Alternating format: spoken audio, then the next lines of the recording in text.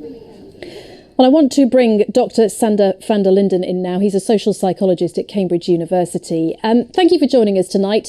The government fears that people will get tired of the sanctions if you bring them in too early. You don't necessarily agree with that. Why is that? That's right. So there has been a letter that I signed as a scientist and about 600 other scientists that the scientific consensus on what the government calls behavioral fatigue isn't well established. So you can imagine that people eventually will get tired of self-isolating and self-quarantining, but the evidence on which that is based has come from other cases not particularly relevant to COVID-19. And so I think we need to be careful in actually establishing how prevalent this idea of behavioral fatigue is going to be. It's all about timing. It is a legitimate concern. We have to think about timing, how long this is going to last, how to motivate people to stay inside and self-isolate. But it's now become clear that the risks of doing so and risking potentially the lives of hundreds of thousands of people doesn't weigh up against the potential drawback of what they call behavioral fatigue.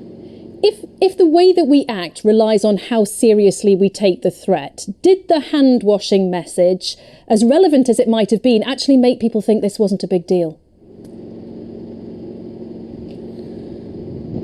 I think the way that these risks are communicated can have a huge influence on how people construe the risks. So if the main form of communication is that, oh, you just need to wash your hands and then you're fine, that could potentially have negative effects. And it's very important for the government and other institutions to carefully test and evaluate the messages that they put out before they actually put them out in the public and are surprised by the way that people respond. I can see that washing your hands sounds like something simple that undermines the seriousness of the threat.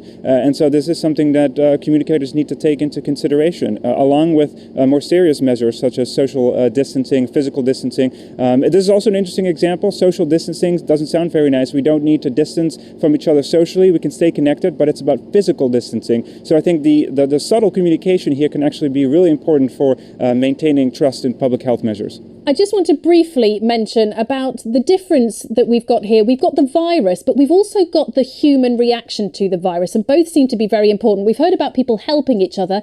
Then we have people stockpiling. Why are people doing that?